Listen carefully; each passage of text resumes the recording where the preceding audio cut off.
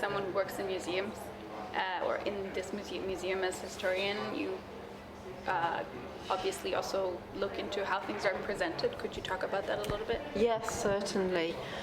In the past, if you have a look at dioramas, etc., that sort of scenes made up, the way people show them, show how people were in the past, and even pictures in school books, etc., you'll often find an awful lot of gender bias. I mean, even when I was young, there was a lot of gender bias. You'd always get the men that would be sitting there flint knapping or hunting the animals, and the women would be spinning or looking after babies, and that's the way it was always presented. And in fact, in a lot of cases, there's not a great deal of evidence for it. Now those ideas are being questioned and sometimes deliberately subverted as well, to make people think, sort of Celtic female warriors and such like.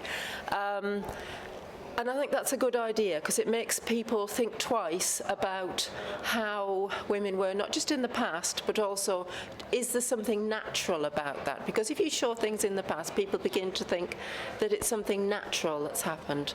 I've also noticed changes as well, you could say, in the type of workforce. Most people who work in museums are women, but it's still assumed that by the public that it's usually men who work in museums. And even before I got my PhD, I was still getting letters to Dear Sir. And that was quite recent, and it still occasionally happens. So there is still some idea that if you're in charge of something, you should be male. And I notice sometimes that myself, I mean, I'm biased as well. I've noticed that I often assume that the person I'm going to see is either going to be male or female, depending on what their interests are. Yeah. So, but things are getting better, but it is very slow to change. Yeah. Yeah, I mean, it's been this way for so long, so I guess it's really inside our minds. Yes, and we don't want it to slip back to how it was in the past. So you touched a little bit on this just now, like how has gender bias affected your career as a scientist or as a historian?